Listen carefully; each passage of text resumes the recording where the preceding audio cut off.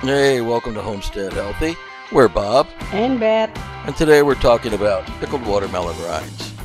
We save and eat all that delicious red fruit, but what's left, that rind is pretty good eats. All the animals know, you never see them throwing it away. They gobble it all down. So when you're getting ready, you want to take that watermelon, cut off your red, eat your watermelon all the way, but put the rind aside. You can go ahead and cut the peel off. You can peel it down, or you can leave the thick green outer coat on, up to you. You can see here I've got an old pot made of ones that I've taken the outer peel off, and you'll see later on I leave some on. I usually go with a 50-50 mix. That way everybody's happy. Some like the extra crunch of the outside rind, and some don't. Either way, it's good pickling.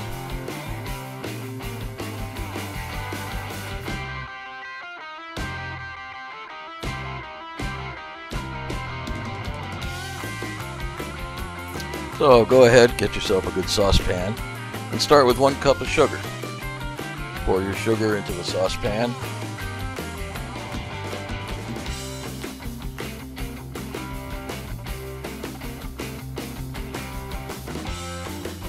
And follow it up with 1 cup of water. It's easy to remember, 1 to 1. Some people add more water. I use ice later on instead of adding more water now. You'll see later on what I do. So you've got your water, you've got your sugar. Your next step, add your apple cider vinegar, 1.5 cups. Now, store-bought apple cider vinegar is pretty harsh. So what you see here, I make my own apple cider vinegar. I make a lot of my own vinegars. It's a lot milder. If you have a different variety that you like, a mellower, not just apple cider, but any vinegar, go ahead and use it. It doesn't matter. But I found those store-bought ones in those 2 and 3 and 4 gallon containers are pretty sharp and just don't always give you the flavor you want. So go ahead and experiment, use what you like. Once you've got the apple cider vinegar in, give it a stir. Go ahead and add a half a teaspoon, I add a heaping teaspoon, half a teaspoon because I like it, of red pepper flakes, just like you put on pizza. And after that, you want to follow that up with a whole teaspoon of black peppercorns.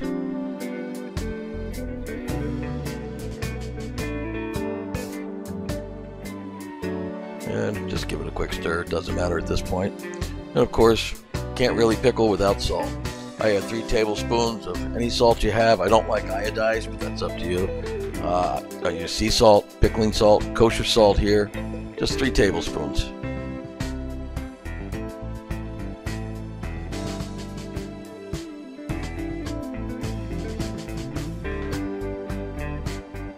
And once you have that, it's ready to cook. Go ahead, put it on the stove, turn your burner on, bring it to a boil. Once you get a good boil going, turn your heat down, go ahead, let it simmer for a couple of minutes. That's just to go ahead and let that red pepper and the peppercorns and the salt, everything blend, to make sure all that sugar and salt's really dissolved in there too. So go ahead, turn it down, get it to that simmer, give it a minute or 2, and then go ahead and take it off.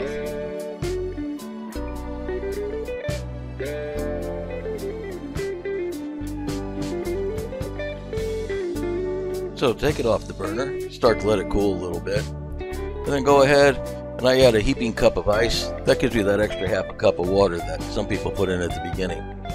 I just do this now just to help it get started cooling down a little faster.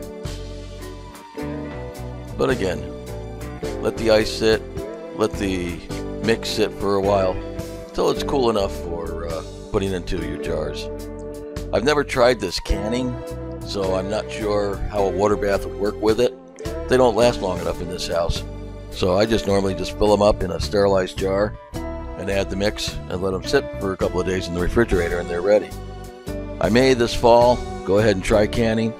I don't see why it wouldn't work, but just never had the opportunity to do it. You can see here some of the green, dark green rind on some of the pieces that I use, along with some of the ones that have the rind peeled off. Again, either way, try them, see which one you like, and you go with it. So once they're set, they're in containers, and it's had a chance to cool down a little bit, go ahead and pour the mixture into your jars. again, just like you would canning, you want to get all the air bubbles out, different things. Make sure you pack it down nice. Now the mixture I made, there's enough for just about 2 quarts. If you come up a little short, just make a little more. It's not a hard process.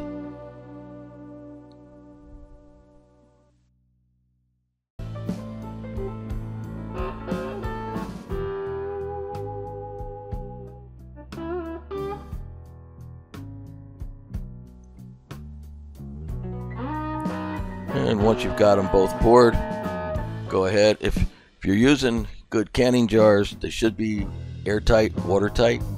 What I like to do is, once I've got the cover on them, I'll take them and I'll turn them upside down.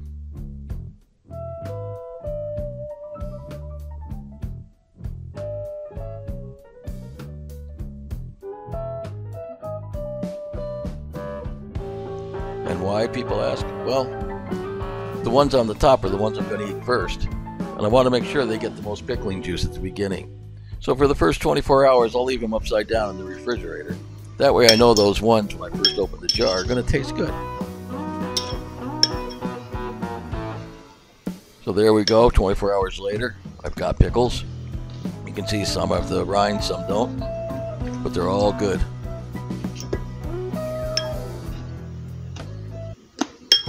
So there it is, pickled watermelon rind.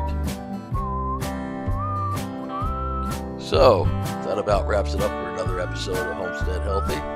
Again, we're Bob and Beth, and we thank you all for watching us today in this episode. We hope you try this recipe. It's something a lot of people don't think about, but hey, you're eating the watermelon, why throw it all away or throw it all in compost when you can enjoy it and eat it? And if you enjoyed this episode, please give us that thumbs up and subscribe today for more videos. So take care, God bless. We enjoyed having you with us today, and thanks for watching Homestead Healthy.